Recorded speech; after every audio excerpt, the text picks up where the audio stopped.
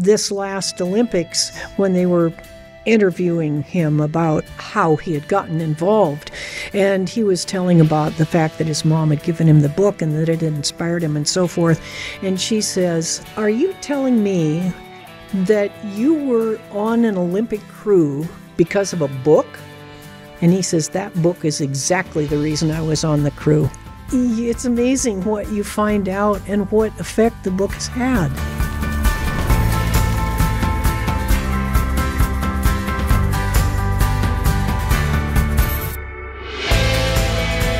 Welcome, everyone, to a very special episode of Stories That Move. I'm Matt Duell, executive producer and co-founder of Dream On Studios, alongside my co-founder and friend, our CEO, Mason Geiger. Today, we have taken the show on the road for a special broadcast from the heart of our community at the Performing Arts Center at Warsaw Community High School.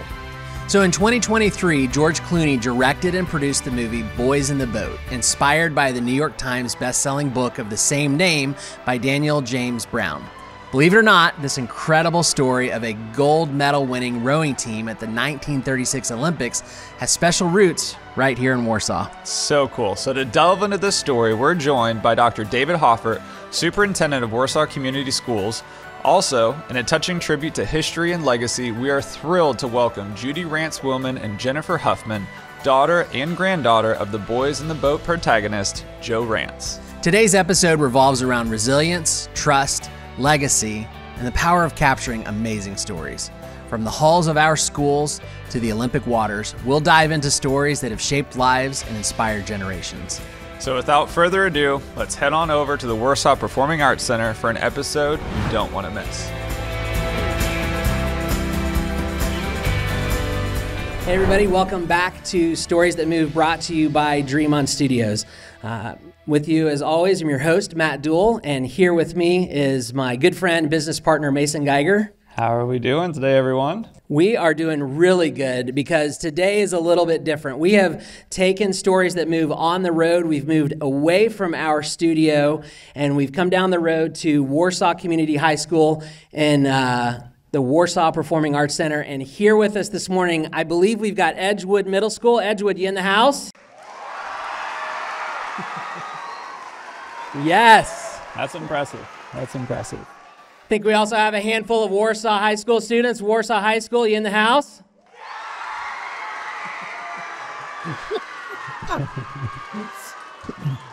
Awesome.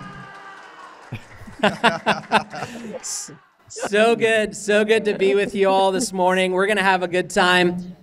Mason, what's it feel like for you? You graduated from Warsaw. I did. This is a crazy little bit of homecoming. I was actually telling Mike before that my wife and I, first time I ever saw her was on this stage, and I was walking out those doors because I was filming a coffee house here, one after school event, and that was the first time I met my wife, was in this building. So it's pretty cool. Your future spouse may be in the building, and you don't even know it. So that's exciting. Well, we won't encourage that too much here today. Thank you. I want to introduce a special friend here today. We're excited to be here to produce this. First off, we want to give a shout out to Scott Green, the digital media teacher here at the high school, and some of his students who are helping us to produce this as part of our program with him called Dream On Academy. So guys, thank you so much for being here and for doing that work today. And then I also have the privilege of serving on our school board here at Warsaw, and so I've had the chance to get to know really well Dr. David Hoffert, who was recently voted by his peers as Superintendent of the Year here in District 2 in Indiana. So please give Dr. Hoffert a big shout out.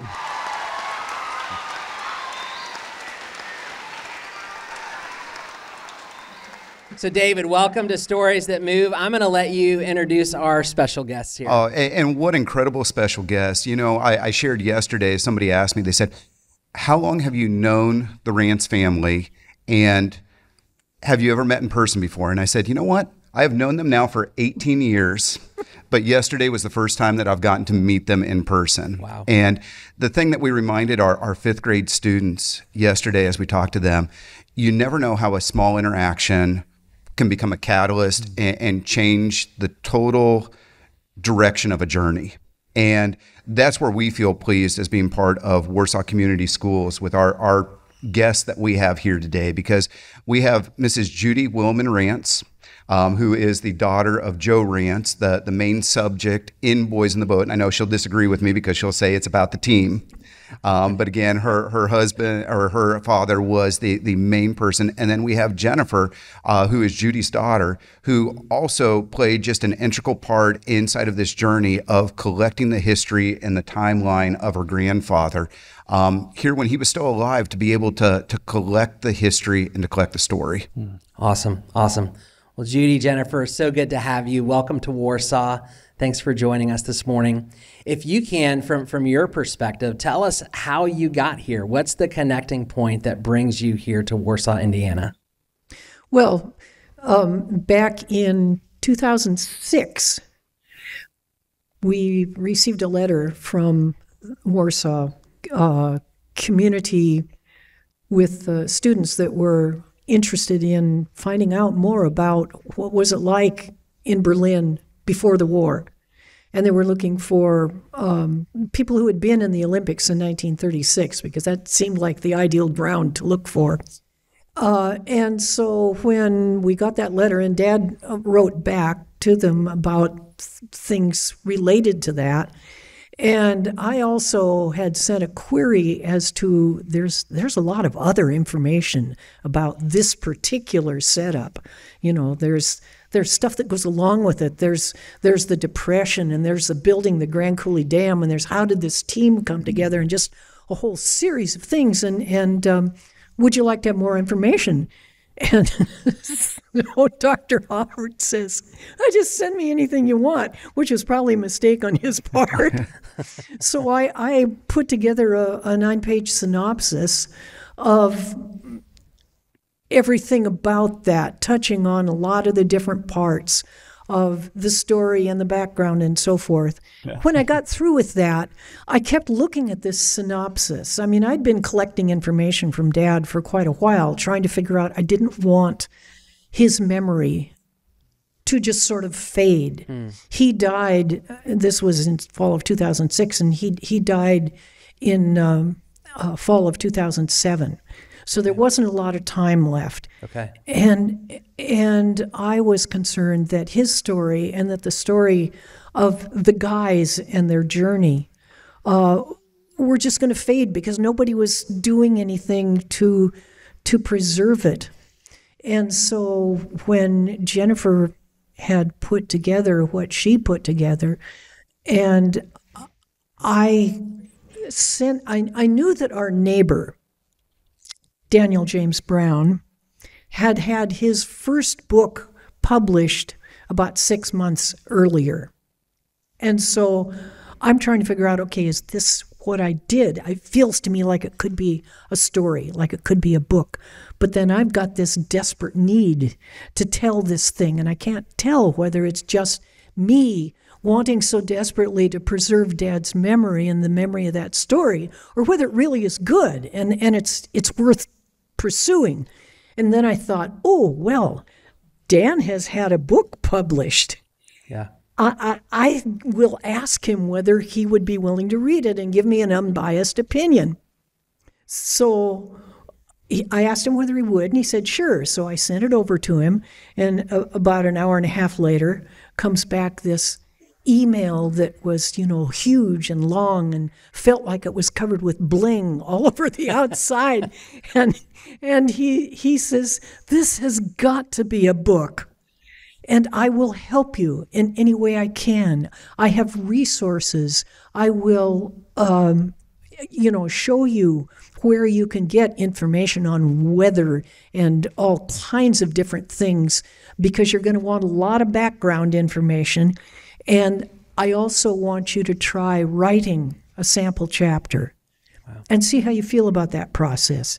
But if in the end you decide that that's not the kind of thing that you really want to get involved in, I would like this to be my next book. Wow. So that's Amazing. That's how the whole thing keyed. So Dr. Hoffert's history class, because you were a history teacher at the time, writes you a letter. You create a 9-page response, which then inspires Dan Brown to work with you to write the book. Yeah. Very cool. So Dr. Hoffert, tell us about, that's cool. Yeah. We can clap for that. Yeah. Very cool. Can I tell the other part of this, though, that's really neat? So building on what Mom just said, the really cool part about this is that so I had created a scrapbook of Grandpa's stuff in 2003, 2004, where when he was too old to live in the house that my mom had grown up in. And so he moved in with my mom.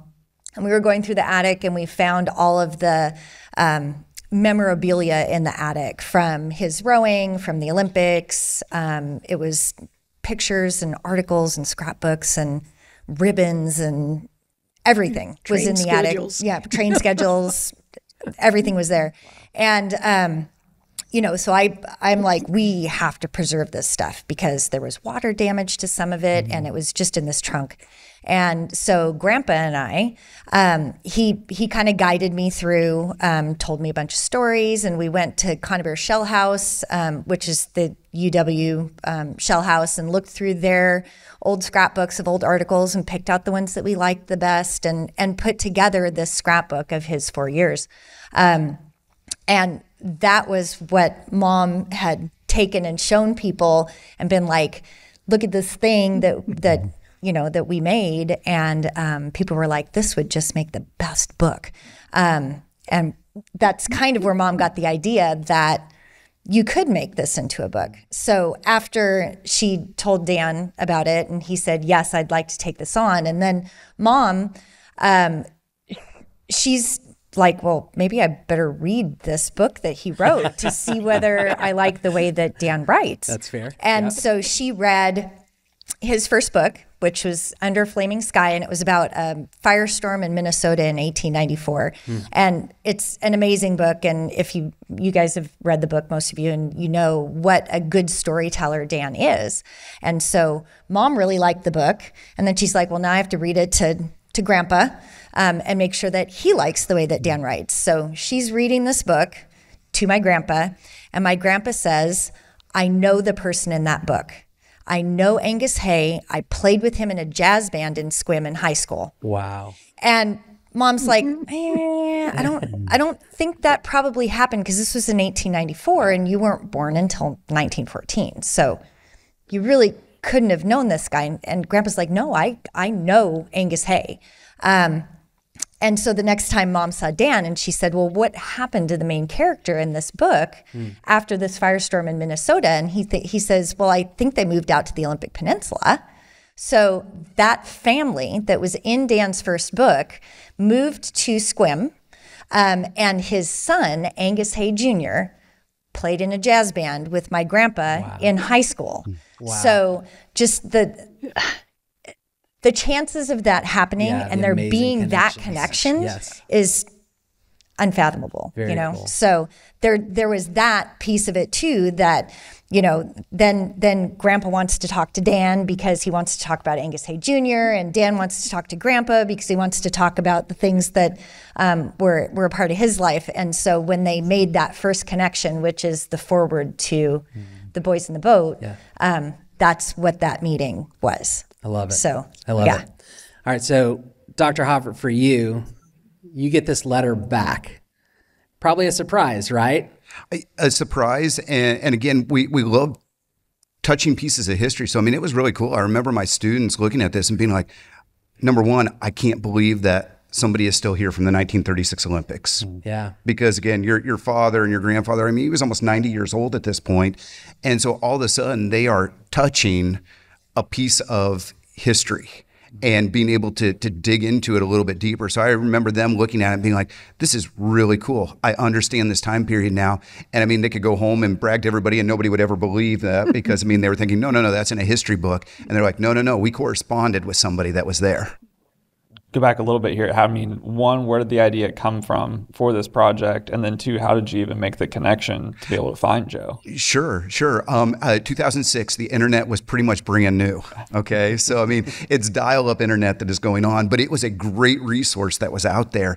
And so, one of the things that we did, I think we just typed into, and Google wasn't really around at that point. I think it was Dogpile or Yahoo or one of the other search agents that were out there. We typed in 1936 gold medalist, And then we put something like alive or, still living. And that's where we got Joe's name. And I mean, we looked at it and we backward searched it and we were able to find his address. And then that's when that went to Judy. And absolutely, I still have her note actually. And I have Joe's letter in my office, hanging on my wall.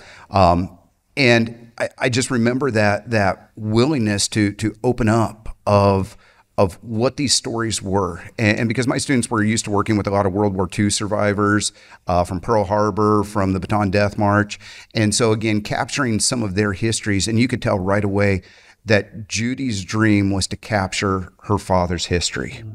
And there are certain people that can do that and certain people that would love to be able to do that. From the moment that I got that letter from Judy, I knew that she was on a quest. And I knew that this was part of her dream. And I mean, when we talk about our mission statement in Warsaw Community Schools, a big part of it is enriching the lives of others and pursuing dreams. And, you could tell right away that this was Judy's dream. And then it came every couple of years, I would get an email update from Judy. I remember her saying, Dan Brown is writing this book. And in about 2011, I remember getting one of these emails because I had just come back to Warsaw Community Schools. And it was kind of like, I don't know if this email still works, but just to let you know, our neighbor Dan Brown is writing this book about Dad, and I think it's going to be really good. And I remember reading that and thinking, you know what, I bet Judy's going to do a great job on it. But I mean, I never considered thinking, this is going to become probably one of the biggest books of the century. And then I remember I was walking past a Barnes & Noble, and it was actually out in California, and all of a sudden I see these huge signs for Boys in the Boat, and I'm like, wait a second. This is Judy's book. And I remember emailing her and being like, Judy, I just saw signs. Your book is at Barnes & Noble. And she's like, duh, I told you it was going to be big. I told you this was going to be great. And then I remember reading through the book. And I mean, I read page by page and I just couldn't put it down because I'm like, wow, this story and just the storytelling that Judy and Dan Brown and the entire family was able to bring together. I mean, it just became timeless. And I remember as the movie came out last year, and I mean, this brings us to the Edgewood students really being involved in this thematic unit, and Mrs. Houselman stepping forward and saying, we have to do something about this. Being a STEM academy, we love cardboard boats. We got to put a cardboard boat regatta together. We need to put the fine arts together. We need to be playing Olympic songs. We need to be doing all of this. But to see that inspiration that came out of that book, this is a timeless classic. It's not only a sports classic, it's a Great Depression classic, it's a 1936 Olympics classic, and it's the heartfelt story of being able to collect your dad's history before it was too late. So for you all, this book, I mean, it's sold over 4 million copies. With the movie, it's jumped back up to the New York Times bestseller list. Yeah. Did you ever imagine it would have this much impact? No, when we were first starting to write it, and I mean, during the process of writing it, I knew that what was going together was creating the reality for me. I mean, the way Dan writes, you can see in your mind, you can see what's happening, and it puts you right into the story, and I knew that it was compelling, and I thought it was a very good story, but I didn't have any feel for whether or not it would wind up just being set off on a sports shelf, or whether people would see past that and realize that it was a story about the human development and about the history and about the whole series of guys that were involved in it. You know, there were so many aspects to the story, and you needed to be able to sink yourself into it and feel that history. And apparently that is what happened, because it just kept getting more and more popular, spreading. And initially, I was asking Dan about, well, you know, what if nobody wants to publish it? what if nobody wants to buy it? And he was saying, well, if that happens, we can just go to University Press and we can have, books printed up for all the family members. And then at least you will have the history in print. Yeah. And so, yeah, okay. If that was what it had to be, that was okay. But then the whole thing just exploded. It just kept getting bigger and bigger, and expanding. As soon as they had sold it to a publishing company, then they started sending their people out to various other countries, and we wound up in 18 languages and countries all over the world. We have copies of it in the Ukraine. You just never know where things are going to go. It's incredible. It's the power of story. Can you walk us through a little bit like the process of actually writing the book, of like how long was it? And Jennifer, I'd love to hear from you too, is like how much of your grandfather's story did you know going into this? And then like just unlocking these different puzzle pieces kind of from his past. Right.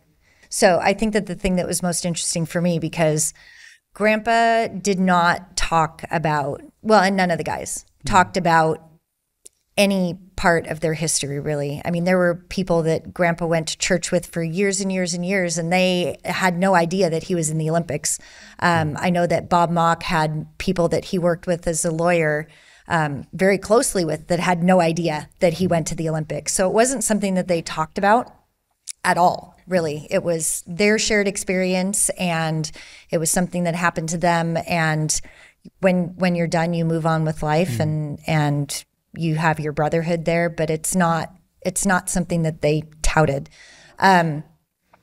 So, as Mom and Dan are writing the book, and she's getting chapters to read, and she's kind of letting me take a peek at some of the chapters as he's reading them, or as he's writing them. I think the thing that struck me the most was that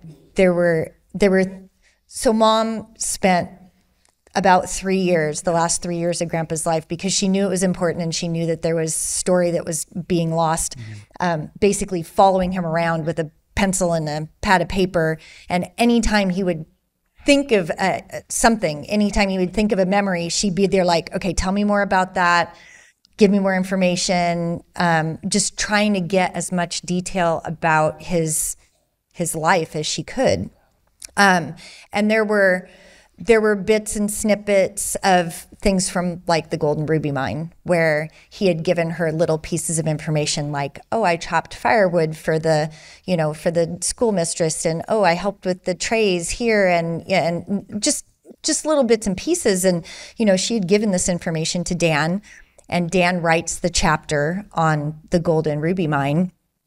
And Mom was kind of heartbroken. It really hit hard, because when he writes that chapter, and it's the chapter where he's abandoned, or not abandoned, well, kicked out again, and sent to live with the school teacher and stuff. There wasn't a realization on our part that was what had happened. But when you look at all of the evidence together and all of the bits and pieces that he gave to my mom, it's very evident that that's what happened. But it's heartbreaking that he didn't ever say that. He was not the kind of person that laid blame or held a grudge or anything like that. Even with this sort of thing, it was like, where are the positives? Just very factual, what happened, those sorts of things. So I think that there was a lot of it in that sense that was very eye-opening to the family. It happened, but it wasn't something that he ever talked about. So tell about. Well, and I think the thing that was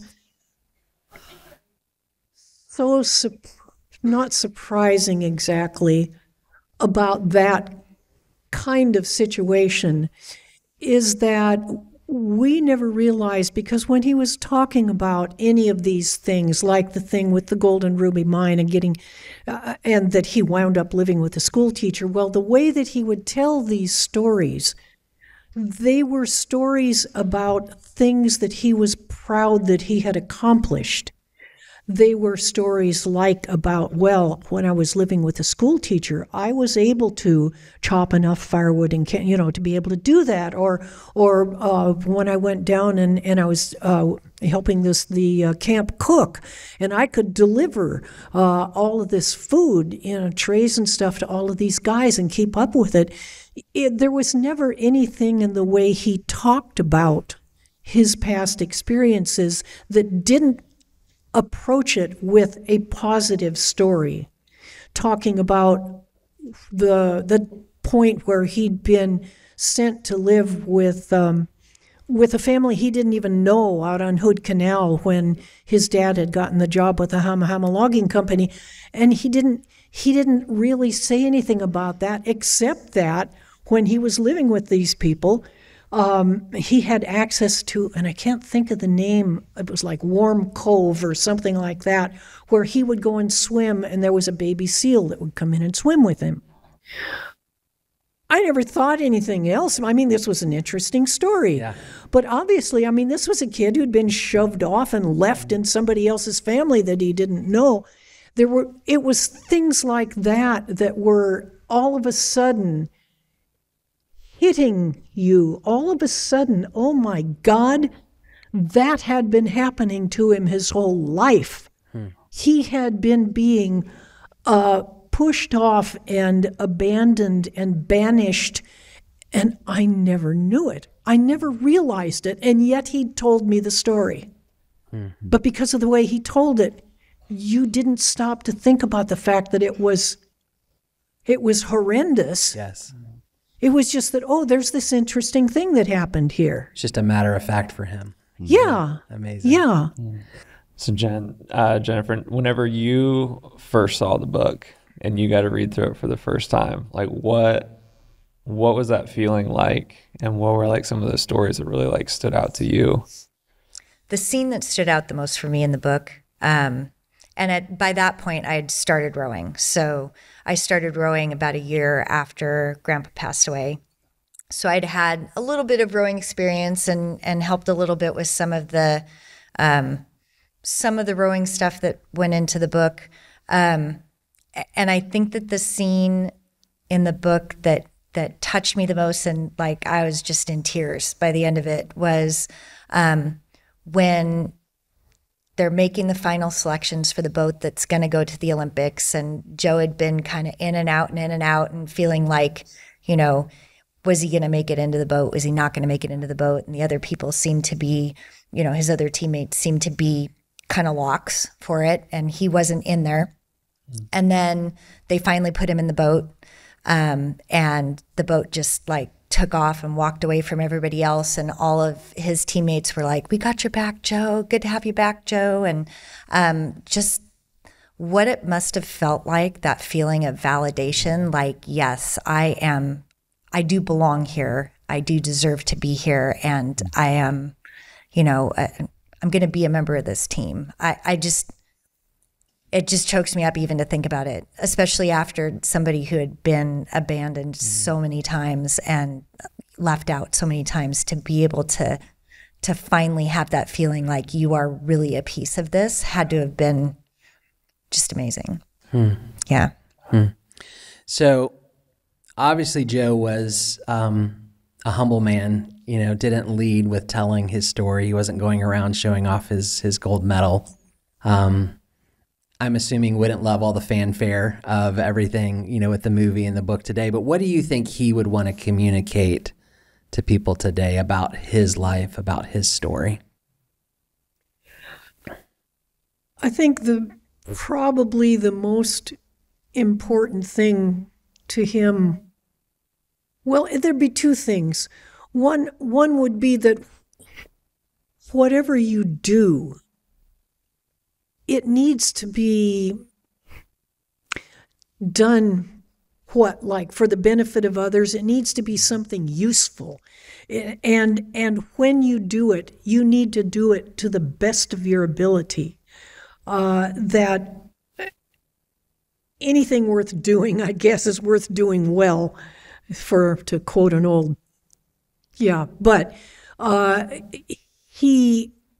don't know how he would have felt about all of the chaos and recognition and, oh my God, Joe Rantz is a hero that was going on.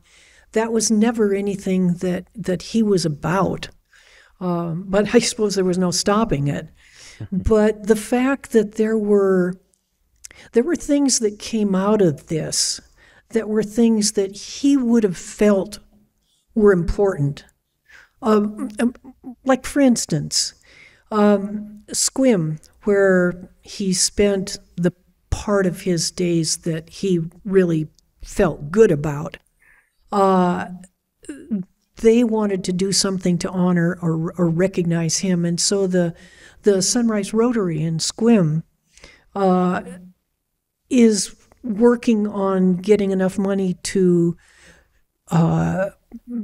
build and put into operation the Joe Rantz Rotary Youth Fund for children who are homeless, who make the decision that they want to keep going in school. They want to get enough that they have counseling and scholarship money and a house with beds in it, so that they have those kinds of facilities available to assist those children. I think Dad would have thought that would, if nothing else came out of it, that was an amazingly important and beautiful thing. Something hit me yesterday in the conversations that we were having, and similar question to this came up of, what do you think Joe would think? And I mean, being family members, they might not be able to see this. Being somebody from the outside, I think Joe would be incredibly proud of the work, Judy, that you have done, and the love, Jennifer, that you have for this. Because as he pursued his dream in so many ways of being a part of the 1936 Olympics and the University of Washington rowing team, you pursued a dream to archive and memorialize his story to impact others. Yeah. And so it might not be the fanfare. Again, definitely that generation did not love the fanfare. But I think as he's looking down, he would be so incredibly proud of the great work that both of you have done here over this, and not giving up. Not giving up. I mean, a big part of the Boys in the Boat story is not giving up. And it's hard to write a book for 6 years. I can't imagine. I mean, as you're going back and forth in so many of the different stories and integral details, making sure everything was correct, there aren't many people that would go through with that labor of love for that long to be able to put something together that you didn't know whether it was going to be more than a family history. History, right. Yeah. Yeah. Well said. Well said. Thank you. Well, and Jennifer, you mentioned, starting to row after your grandfather passed. And as we've read and seen, we're not talking like a hobby. You are a legitimate rower. I mean, many dozens of awards and medals have been won. So tell us about that, your experience, and how you've connected to your grandfather and his legacy through that. So the way that I got into rowing was actually kind of interesting, because I was not the initial rower. I tried to get my son into it. So he had friends at his middle school in jazz band with him. He was tiny. They were really tall. They were rowers, and they wanted him to come and try coxing for their team. And he was absolutely an indoor techie kind of kid, didn't really play any sports. And I'm thinking in my head, this might be a way to get him to get outside a little bit and, get involved in something. And so, I played the great grandpa card, and I said, great grandpa would be looking down from heaven, and he would be so excited to see you trying something like this. And so he grudgingly agreed to try it. And so I took him down to the lake, and there were a bunch of the moms who were going to start a taking a learn to row class not soon after he started, or not too long after he started. And so I took the learn to row class, and it was just a great fit. So I kind of got started through that. And for the first, I think about 8 years that I rowed, it was small boats. So I was really rowing mostly in a single and a double. And there was a lot of teamwork and camaraderie in the double. And that was my favorite boat, because just having somebody else to be a teammate with and to be a part of that experience and to row for was much more powerful than just rowing by yourself.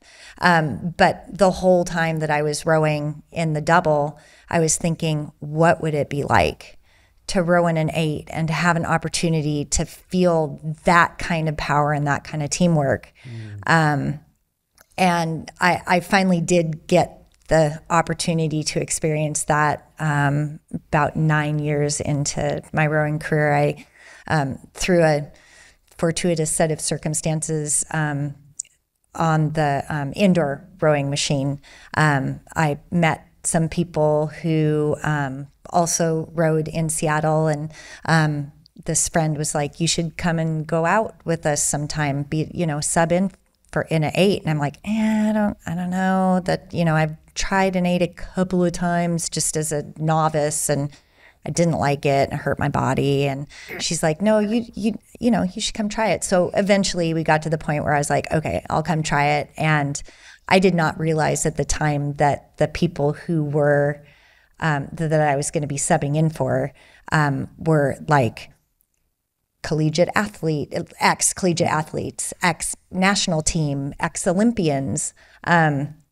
So being able to go out and row in this 8 with these people who were just so awesome and so experienced, and then being able to race with them was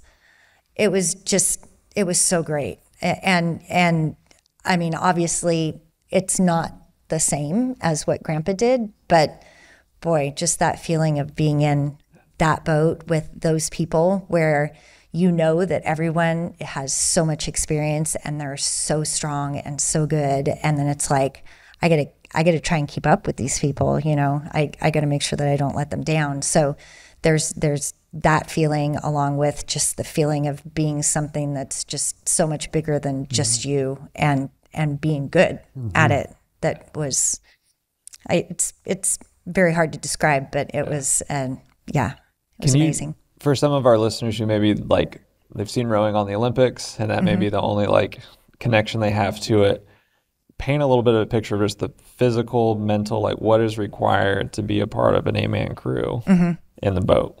So, when you're looking at an 8, you've got 8 people in the boat. They all have one oar. And when you're racing in an 8, you're taking about a stroke every 2 seconds, let's say, maybe a little bit more than that. So when you're looking at a 2K race, where for a women's team it takes somewhere right around 7:20 to do that.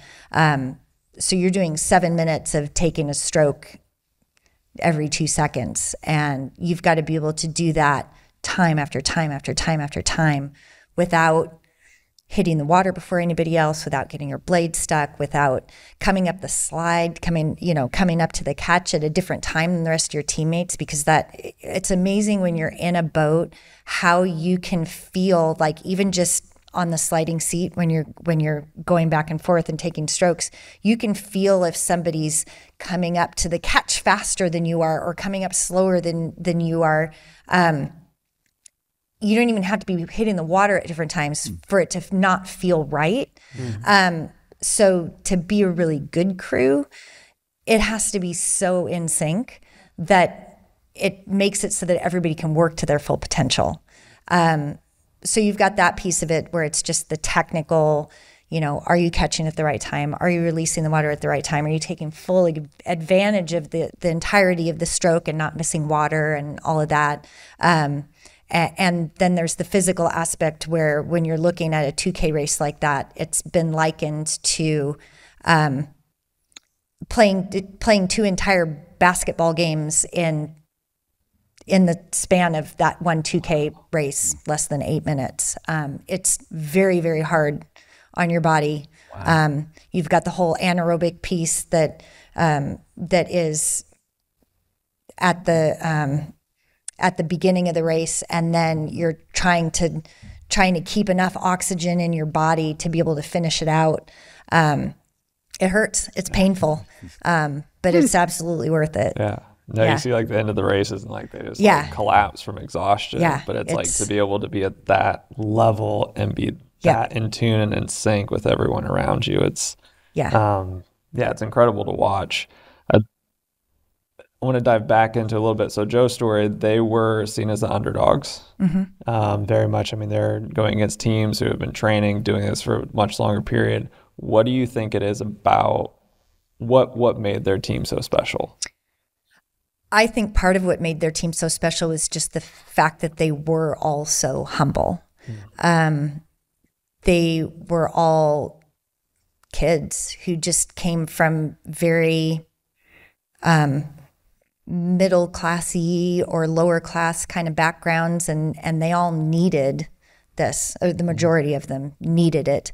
And the opportunity to be part of something like that and to know that everybody needed you as much as you needed them.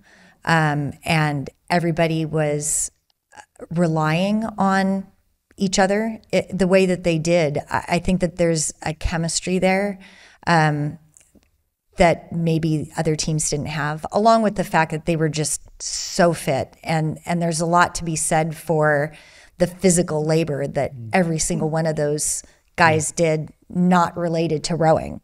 I mean, they were just incredibly fit and right in their prime, along with the teamwork aspect. Yeah. I think one other thing that slots into that is that since they were all basically humble, every single one of those guys, you find out later on, believed that they were the weak link on the team. And so it was imperative to them, believing they were the weak link, that they not be the one to break the chain, that they not be the one to screw it up for the rest of the people, and they would not give up. And I don't, that was something that I don't think that the Germans or anybody else counted on. But I think it was something that was pretty much unique to those guys, was their I don't want to say inability, unwillingness to not keep going, no matter what it cost them. David, I'm going to ask you to put your history teacher hat on for us for a second. So, I mean, we look at the 1936 Olympics as a really big deal in terms of just the grand scope of history. What would it have been like for those guys at that time, like their place of life walking into those Olympics? Wow, I can only imagine. I mean, there's so much written about the 1936 Olympics. It's probably the most famous Olympics because of all the world events that were taking place at the same time. You had Jesse Owens, you had Louis Zamperini, even of unbroken fame. Yep. You look at the different stories that came across. I mean, it's so different than our Olympians even today. I mean, today you hop on an airplane and you're over in Paris at the Olympics here in 2024 in a matter of minutes, and you have this celebrity. These were unknowns. Mm-hmm. These were individuals that when we're talking about stories like Joe's story, these truly are the underdogs in sports. These are the hardworking, nobody knows your name except for right around your area.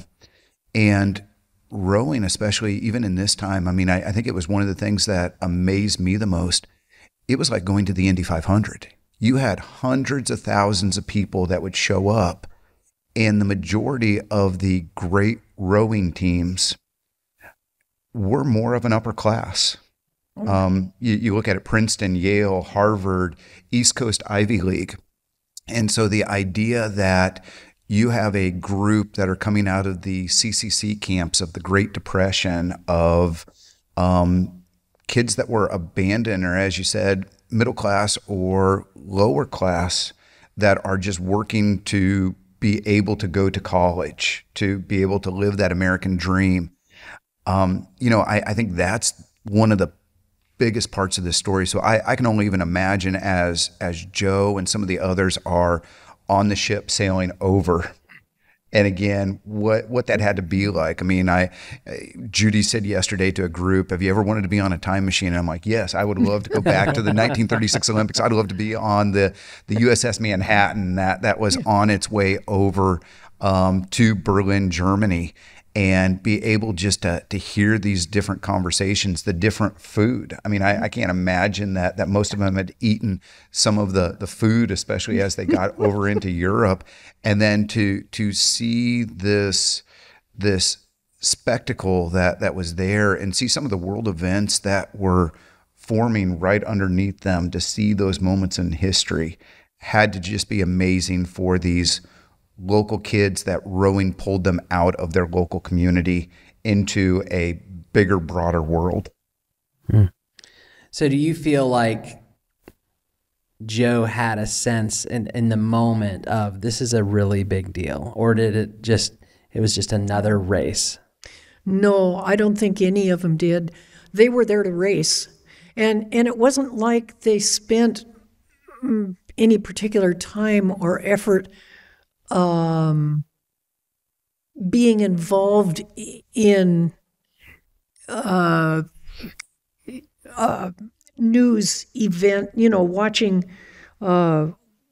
reading newspapers or watching that kind of stuff. They, in fact, for a lot of stuff, Al Ulbrichson didn't let them see newspapers for the entire year that they were in training. He didn't want them thinking about anything other than their studies and their training. And they went at it. I mean, they were there that you had asked any of them, they'd say, no, we were there to race. And that was what we were concentrating on. A couple of them would comment on the fact that it seemed a little odd that there were so many uniforms on people around, but they just sort of let that slough off.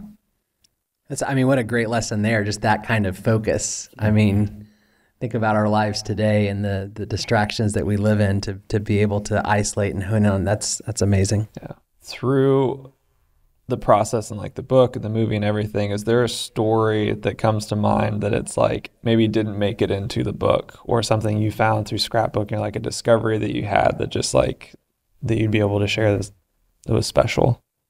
I think one of the favorite pieces of my scrapbook that is kind of an interesting thing to be one of my favorite pieces of the scrapbook is that Grandpa had kept the train menu from when they went to Poughkeepsie.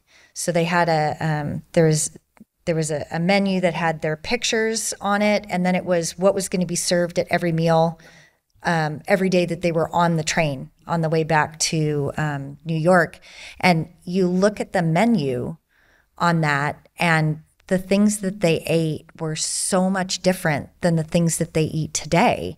And I don't know why that struck me as just so interesting, but it's like stewed figs and prunes and, like just toast and tea and milk. And it's like, there's no soft drinks, there's no processed foods, there's no anything. It's like just very 1930s, I guess.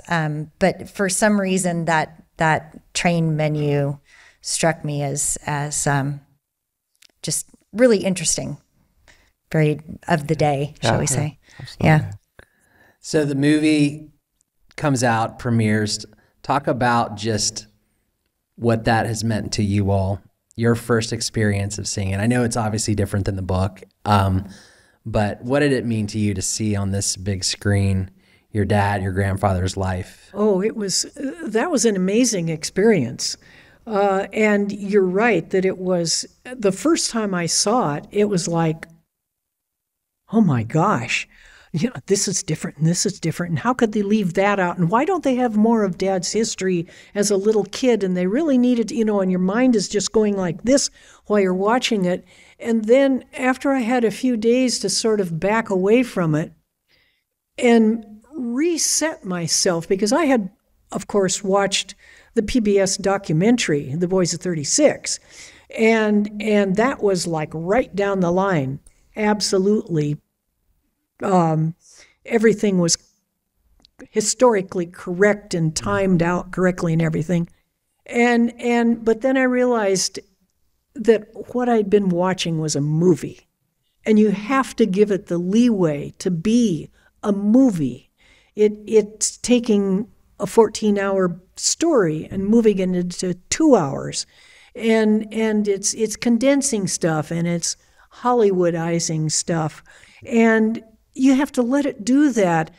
And you look at, okay, is the heart of the story still there? Did they lose track of that, or did they keep focus on it? And when people watch it, do they realize how hard it was, the work that went into trying to learn to row, and the beauty of the rowing once it's actually accomplished? And do they grieve for the boy who had lost his mother when he was young, and understand that he couldn't trust at this point, and a lot of different kinds of things that do the people who are watching it come out with an understanding of that? Do they feel inspired by the movie? Does it make them feel like they want to accept the next challenge? And if it does that for them, then it's accomplished its goal. It's accomplished the goal that we were looking at. Mm-hmm. So that was what I had to get past the documentary mode. Sure. I actually want to say something about the documentary. Go when ahead. That PBS documentary came out, because that was insane when that came out. So the one of the women who was the historical, she was working on all the historical aspect of it and finding all of the media and the information. And she had come out to visit my mom, and Mom was showing her all the scrapbooks and all the things that she had from Grandpa. And they went to the shell house and looked around and talked about a bunch of stuff. And we were kind of having a discussion about, I think it was a discussion more about the fact that nobody had been able to find the actual media broadcast, the radio broadcast from the race at the Olympics. Okay. And so there was still a lot of questions about exactly how that race had played out. And she looked my mom dead in the eye and she said, "We're going to find things that you have no idea exist," because they're just so good at that research. And so when that documentary came out, and there was a, not only did they have the radio broadcast in there, but there was also a piece of it where they were on the dock at Poughkeepsie and they had just won, and they were bringing the trophy out to him. And it was something that we have a picture, a black and white picture of when they were standing there with that trophy, but they had movie footage of it, film footage of it.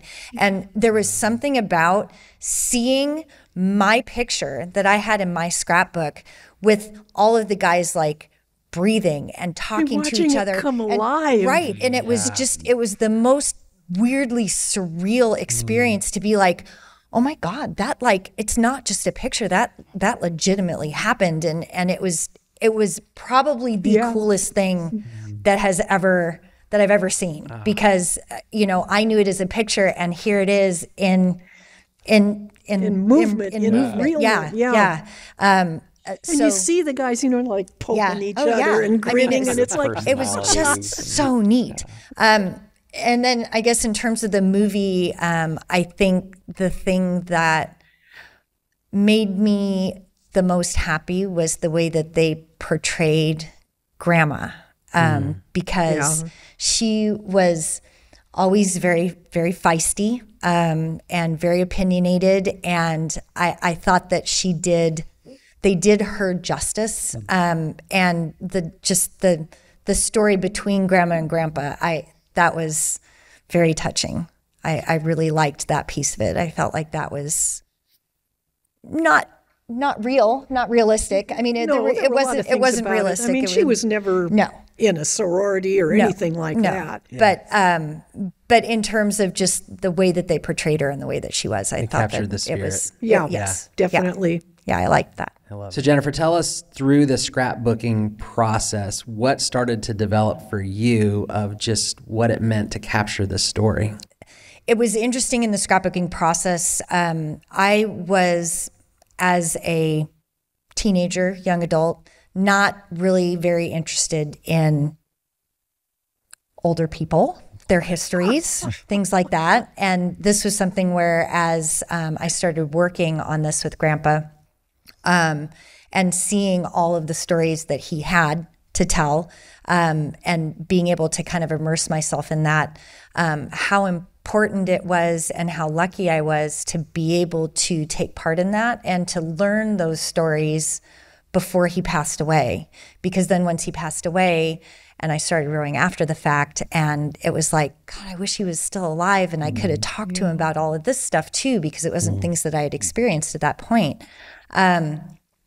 So I think that it sparked in me the concept of how important it is to talk to the people that you love, and to really listen to the stories that they have, while they're still around to tell those stories. And Mom and I have kind of gone through that same thing now, where I have a lot of her stories that I wouldn't have had if we wouldn't have gone through the process of looking at some of the history of her life as well. So we've already now done that, and I feel very grateful that we were able to take advantage of this time that we have, and get all those stories down so that they're not lost. And my guess is that Mom now wishes that the way that we told her story, that we would have had the opportunity to do that with Grandpa while he was still alive.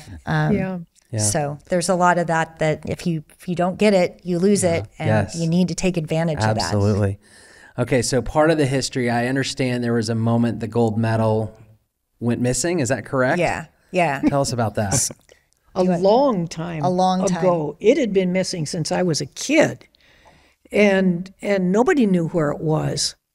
I think that they had kept it on the mantle, but there was a point where it was just gone, and nobody really said much about it all those years.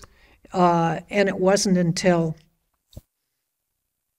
early 1970s. You were very young, I think, when... Well, he still didn't have it when they were inducted into the Husky Hall of Fame. Yeah. So, it was a long time. And that was, I think, 76 maybe. Mm-hmm. Yeah. And then they found it when Dad was up working on the roofing, and there was, stuff going on in the attic. And here's this squirrel's nest with some little goodies in it, including a gold medal. And so all of a sudden, Mom is sending me a picture holding the gold medal and, the size of it next to a rose in her hand. And I'm like, gold medal? Because it was, I suppose, I was aware of it, but it had never been around. Wow. So all of a sudden there was something that, it was kind of like it became real. If you had asked me where that story was going, I would not have predicted squirrel. I mean, could you imagine that with today's gold medalists? I mean, they are... Well, and just how much it tells again about who he was as a person and the character. And it wasn't about the show. It wasn't about the awards. Nah. Yeah. That wasn't what his life was about. He had other stuff. I mean, he was into square dancing. He was a square dancing caller and teacher, and he was, at that time in the 50s, up and down the Pacific Northwest coast. He was somebody that was quite famous for helping square dancing clubs get started and teaching them how to do the dancing and how to do the calling. He repaired cars, and some of the cars he repaired, I think he sold. And I mean, he'd get them from like sheriff's auction for $50. And that was back in the day when you could repair the cars, because they weren't on computer systems. If you knew how they ran, then you could get in and repair them. And there was a lot of stuff that made up his life, had nothing to do with the Olympics, with the exception of when those guys would get back together. And it was almost like salmon coming upstream, that there was this compulsion that once or twice a year they had to, from wherever they were, get back together and be with each other. So as we start to wrap things up here, David, future students that connect with this lesson, even our listening audience, what's the lesson you feel like you want them to take away from this? It's absolutely from the Warsaw perspective, take time to capture the history. Take time to ask the questions, and you never know what that is going to bring about. Again, Joe did all the hard work. He lived the life. Mm-hmm. Judy and Jennifer did the secondary work. They captured the story. They followed their dream to be able to do it. But sometimes just being able to be a small catalyst inside of that, of encouraging a dream, whether it's something big like this or whether it's something small that never hits the print. I think that's so important for our students.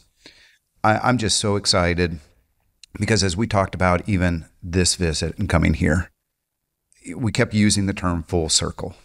And we kept saying, coming back to, even though you've never been to Warsaw, coming back to Warsaw here just a little bit, because we hope to continue on the idea of the thematic unit where we're using Boys in the Boat. We think it's such an incredible book.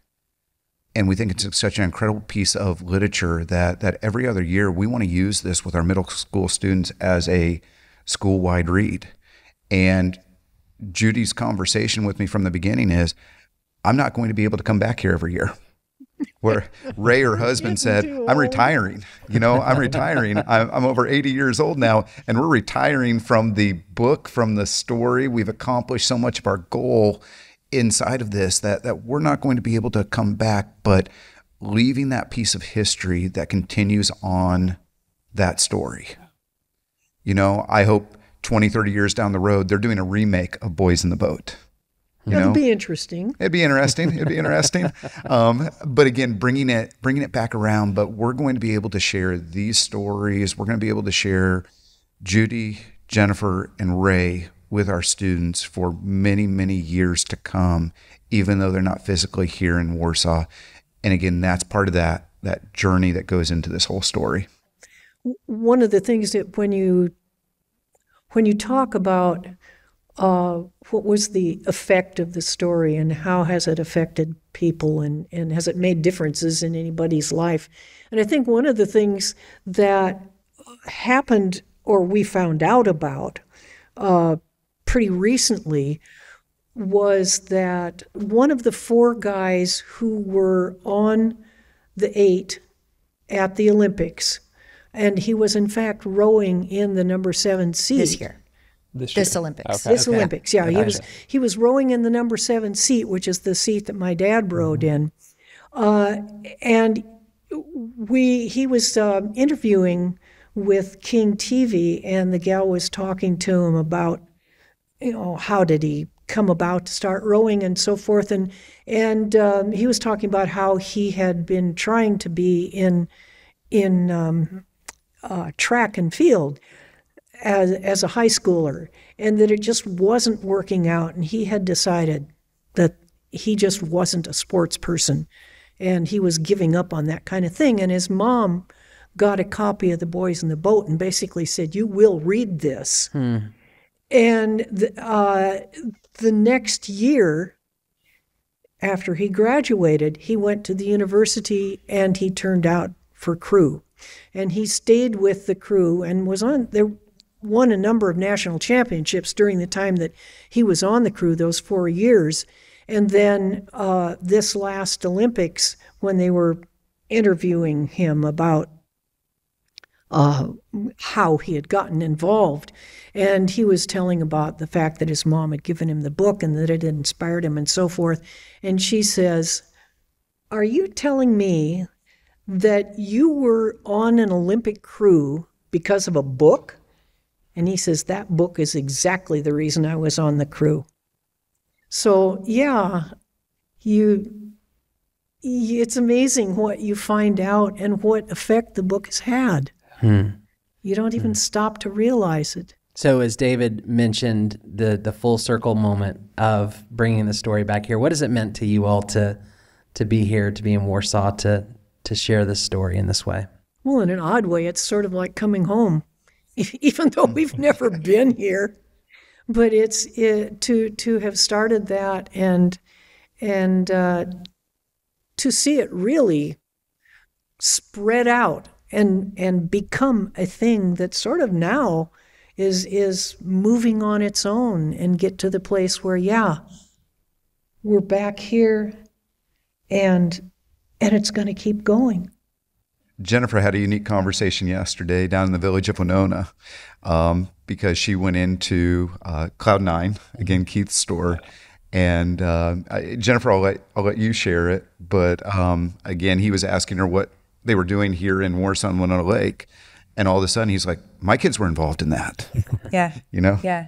Well, yeah. And so just there were actually both he and then there was a couple that was in there, and both of their kids, or all of them had kids that had been 8th graders last year and had been involved in the making the boats and all of that kind of stuff. And so they were really excited about that whole piece of it and what their kids had been able to do as part of that whole book unit. So I think that's just the concept of something that started out such a long time ago, just because of the tenacity of students and their willingness to ask questions, and that and the fact that comes all the way around to potentially having helped determine that the book was something worth writing, and give a kind of a kickstart to looking at that as a path for something, and coming all the way back here is. I don't know how long pretty powerful. It would have taken me to get around to writing something. Yeah. I was so involved in trying to find information, and it really gave me something to grab onto and pull against and create something that there it was. Yeah. Well, thank you all so much for your time and your willingness to come to Warsaw and share the story. It's a beautiful story that means a lot to a lot of people. It means a lot to our community. So thank you for taking the time to come and share it and allowing us to record it and preserve it for many years to come. And David, thank you for your work and that initial spark that you had with your class. So for all of our listeners, if you haven't read the book, please go check out Boys in the Boat, the movie as well. Such an incredible read, such a great movie. Can't encourage it enough. And thank you for listening to Stories That Move. We will see you next time. It's been so good to have you all here. Can you please give our guests a big hand? Thank you so much.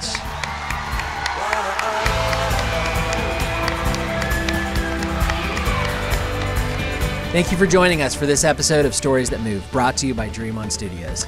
Make sure to subscribe so that you don't miss the next episode. And remember, if you or your organization have a story you're eager to share with the world, Dream On Studios is here to bring that story to life.